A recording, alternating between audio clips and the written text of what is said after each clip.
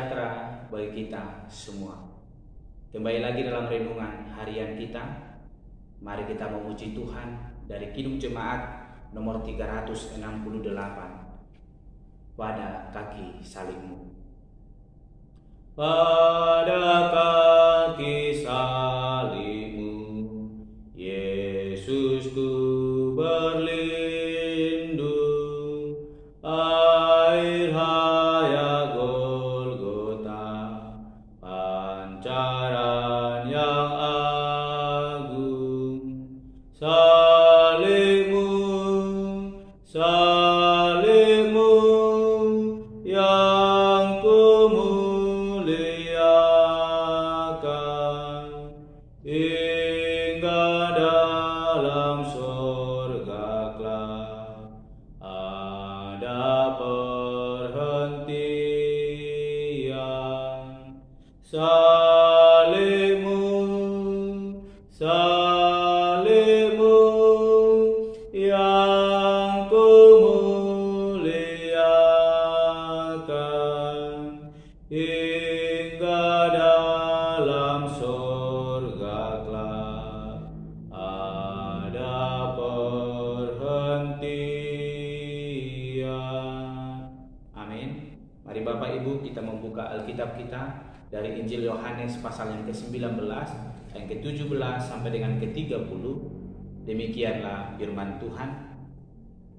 Sambil memikul salibnya, ia pergi keluar ke tempat yang bernama tempat tengkorak, dalam bahasa Ibrani Golgota. Dan di situ ia disalibkan, mereka dan bersama-sama dengan dia disalibkan juga dua orang lain, sebelah menyebelah, Yesus di tengah-tengah. Dan Pilatus menyuruh memasang juga tulisan di atas kayu salib itu, bunyinya, Yesus orang Nazaret, Raja orang Yahudi. Banyak orang Yahudi yang membaca tulisan itu, sebab tempat di mana Yesus disalibkan letaknya dekat kota, dan kata-kata itu tertulis dalam bahasa Ibrani, bahasa Latin, dan bahasa Yunani. Maka kata imam-imam kepala orang Yahudi kepada Pilatus, "Jangan engkau menulis Raja orang Yahudi, tetapi bahwa ia mengatakan, Aku adalah Raja orang Yahudi." Jawab Pilatus, "Apa yang kutulis, tetaplah tertulis." Sesudah prajurit-prajurit itu menyalibkan Yesus, mereka mengambil pakaiannya, lalu membaginya menjadi 4 bagian, untuk tiap-tiap prajurit 1 bagian, dan jubahnya juga mereka ambil. Jubah itu tidak berjahit, dari atas ke bawah hanya 1 tenunan saja. Karena itu mereka berkata seorang kepada yang lain, "Janganlah kita membaginya menjadi beberapa potong, tetapi baiklah kita membuang undi untuk menentukan siapa yang mendapatnya. Demikianlah hendaknya supaya genaplah yang ada tertulis dalam kitab suci. Mereka membagi-bagi pakaianku di antara mereka, dan mereka membuang undi atas jubahku." Hal itu telah dilakukan prajurit-prajurit itu. Dan dekat salib Yesus berdiri ibunya dan saudara ibunya, Maria, istri Klopas, dan Maria Magdalena. Ketika Yesus melihat ibunya dan murid yang dikasihinya di sampingnya, berkatalah ia kepada ibunya, "Ibu, inilah anakmu." Kemudian katanya kepada muridnya, "Inilah ibumu." Dan sejak saat itu, murid itu menerima dia di dalam rumahnya. Sesudah itu, karena Yesus tahu bahwa segala sesuatunya telah selesai, berkatalah ia, supaya genaplah yang ada tertulis dalam kitab suci, "Aku haus." Di situ ada suatu bekas penuh anggur asam. Maka mereka mencucukkan bunga karang yang telah dicelupkan dalam anggur asam pada sebatang hisop, lalu menunjukkannya ke mulut Yesus. Sesudah Yesus meminum anggur asam itu, berkatalah ia, "Sudah selesai." Lalu ia menundukkan kepalanya dan menyerahkan nyawanya. Amin. Bapak Ibu Saudara yang terkasih, hari ini kita merenungkan firman Tuhan dengan tema Yesus disalibkan. Hari ini kita merenungkan bagaimana Yesus disalibkan di kayu salib hanya untuk menebus kita yang berdosa. Yesus disalibkan atas ketidaksukaan orang-orang yang menganggap dirinya suci, orang-orang menganggap dirinya rohani, yang tidak suka atas kehadiran Yesus di tengah-tengah mereka. Namun ini adalah suatu yang telah ditetapkan oleh Allah dalam perjalanan kedatangan Yesus ke dunia. Yesus ditetapkan menjadi korban atas setiap kita yang berdosa, supaya kita diselamatkan dari keberdosaan kita. Kita diperdamaikan dengan Allah sehingga kita layak di hadapan Allah. Bapak Ibu Saudara yang terkasih, kematian Kristus di kayu salib memperlihatkan bahwa karya penebusan dan pendamaian yang dilakukan oleh Yesus nyata dalam kehidupan setiap orang yang percaya. Dengan penebusan, rantai perbudakan, rantai dosa yang membelenggu hidup kita boleh diputuskan dan kita layak di hadapan Allah. Bapak Ibu Saudara yang terkasih, betapa menderitanya Yesus ketika Dia datang menyelamatkan kita. Kita yang berdosa, kita yang telah melakukan dosa, namun karena kasih-Nya yang begitu besar dalam hidup kita, Dia rela datang ke dunia ini. Allah rela memberikan anaknya yang tunggal karena begitu besar kasih Allah dalam hidup kita. Dia rela disalibkan, mati di kayu salib hanya untuk menebus kita. Dan penyaliban Yesus adalah suatu karya yang begitu besar, suatu karya yang amat besar yang diberikan Yesus dalam hidup kita. Kita diperdamaikan lewat kematiannya di kayu salib. Bapak Ibu Saudara yang terkasih, Allah telah mengorbankan anaknya yang tunggal, yaitu Yesus Kristus. Dia disalibkan untuk menebus kita. Jikalau kita telah merenungkan firman Tuhan hari ini, bagaimana Yesus disalibkan di kayu salib, Dia menderita, Dia merasa kehausan, tapi Dia tidak menerima itu. Dia mati bukan karena orang-orang yang tidak menyukainya, tapi Yesus mati atas kehendak Bapa. Kalau kita baca di ayatnya yang ke-30, sesudah Yesus meminum anggur asap itu, berkatalah Ia, sudah selesai. Lalu Ia menundukkan kepalanya dan menyerahkan nyawanya. Bapak Ibu Saudara yang terkasih, Yesus menyerahkan nyawanya bukan karena kehendak orang-orang yang tidak menyukai Yesus, namun atas kehendak Bapa yang mengkehendaki Yesus harus mati di kayu salib untuk menebus kita, menghapus kita, melepaskan kita dari belenggu dosa, rantai dosa yang membelenggu kehidupan kita, yang membuat kita terpisah dengan Allah, sehingga kita tidak layak di hadapan Allah. Namun lewat kematian Yesus di kayu salib ini membuka jalan antara Allah dengan kita, memperdamaikan kita dengan Allah, sehingga kita layak di hadapan Allah.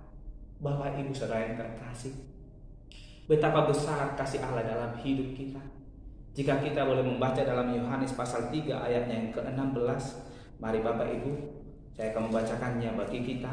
Demikianlah firman Tuhan. Karena begitu besar kasih Allah akan dunia ini, sehingga Ia telah mengaruniakan anaknya yang tunggal, supaya setiap orang yang percaya kepadanya tidak binasa, melainkan beroleh hidup yang kekal.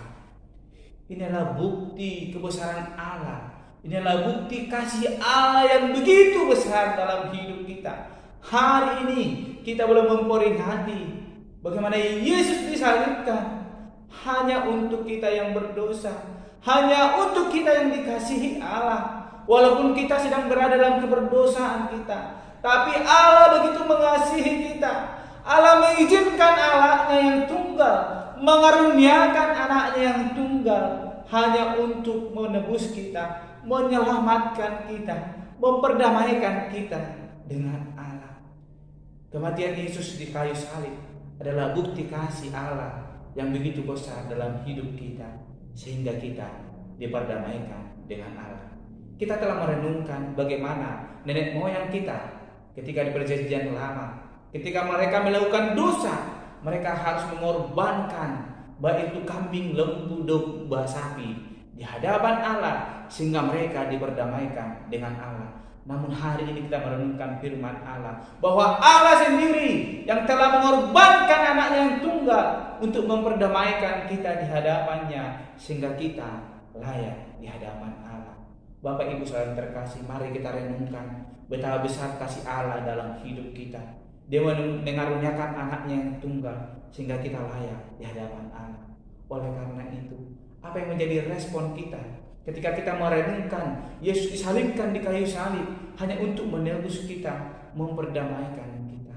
Mari Bapak Ibu, firman Tuhan hari ini yang kita renungkan mau mengajak kita boleh melihat kebesaran Allah yang begitu nyata dalam hidup kita, sehingga kita layak di hadapannya. Yang dahulunya kita terpisah, ada tembok yang memisah kita dengan Allah, namun lewat kematiannya di kayu salib menghancurkan tembok itu, sehingga kita layak di hadapan Allah. Sehingga Allah sebelum dia mati di kayu salib berkata, sampai sekarang engkau belum meminta apapun dalam namaku, sekarang mintalah. Bapak Ibu, sebelum Yesus disalibkan kita tidak layak meminta kepada Allah, tapi Yesus yang telah menjadi perantara dalam hidup kita. Namun sekarang Bapak Ibu, Yesus telah mati di kayu salib. Dia telah menghancurkan tembok itu dan mengizinkan kita meminta dalam namanya kepada Bapa, sehingga kita diperdamaikan di hadapan Allah. Bapa surgawi itu begitu mengasihi kita. Oleh karena itu Bapak Saudara, mari renungkan penyaliban Yesus adalah suatu bukti kasih yang begitu besar dalam hidup kita. Jadikan dia menjadi salah satu, hanya satu-satunya penebus dalam hidup kita yang telah berkorban menyelamatkan kita, membuat kita layak di hadapan Allah. Renungkan, jadikan dia menjadi juru selamat kita, menjadi Allah yang hidup dalam kehidupan kita, karena lewat darahnya kita telah ditebus, diperdamaikan di hadapan Allah. Kematian Yesus di kayu salib membawa kita dalam kemenangan, menaklukkan maut sehingga diperdamaikan dengan Allah. Oleh karena itu, mari Bapak Ibu, salib yang membuat Yesus mati membawa kita kepada Allah semakin dekat. Oleh karena itu, mari dekatkan diri kita semakin dekat lagi kepada Allah lewat kematian Yesus di kayu salib. Amin. Mari kita berdoa. Bapa surgawi, kami telah merenungkan firman Tuhan, bagaimana Engkau disalibkan Tuhan hanya untuk menebus kami. Kematian-Mu di kayu salib adalah suatu bukti nyata pengorbanan Yesus, kasih Allah yang begitu besar dalam hidup kami. Oleh karena itu Tuhan, kami merenungkan itu dalam hidup kami. Kami tidak mau meninggalkan Engkau. Kami tetap menggenggam kasih-Mu yang begitu besar dalam hidup kami, yang telah memperdamaikan kami dengan Allah. Tuhan tolong kami untuk tetap setia berpegang kebenaran firman Allah, tetap dalam kasih Allah, tetap di dalam firman-Mu, sehingga hidup kami senantiasa di dalam pertolongan Tuhan Allah. Pengorbanan-Mu itu menjadi suatu bukti kasih nyata dalam hidup kami. Dalam Yesus Tuhan kami berdoa. Haleluya. Amin. Shalom Bapak Ibu, Tuhan Yesus memberkati.